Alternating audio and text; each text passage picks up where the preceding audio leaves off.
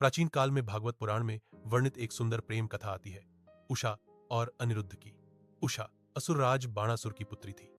बाणासुर भगवान शिव का परम भक्त था और उसकी राजधानी शोणितपुर थी। उषा अत्यंत रूपवती और सौम्य स्वभाव की थी। एक रात उषा ने स्वप्न में एक तेजस्वी युवक को देखा। स्वप्न में ही उसका हृदय उस युवक पर मोहित हो गया। जागने पर वह व्याकुल रहने लगी। उसकी सखी चित्रलेखा, जो चित्रकला और योग विद्या में निपुण थी, ने उषा की व्यथा समझी। उसने अनेक राजकुमारों के चित्र बनाकर उषा को दिखाए।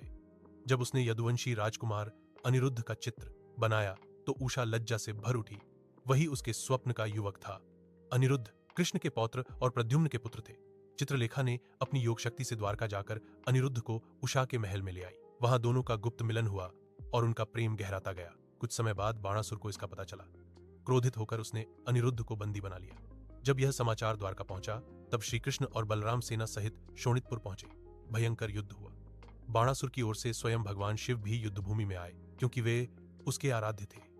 अंततः श्रीकृष्ण ने बाणासुर को पराजित किया, परंतु शिव के अनुरोध पर उसका वध नहीं किया और उसके अतिरिक्त भुजाएं काटकर उसे जीवन दान दिया। युद्ध के बाद अनिरुद्ध और उषा का विधिपूर्वक विवाह संपन्न हुआ। इस प्रकार उनका प्रेम संघर्षों के बाद भी विजयी हुआ। यह कथा प्रेम, साहस और दिव्य कृपा का सुंदर उदाहरण मानी जाती है।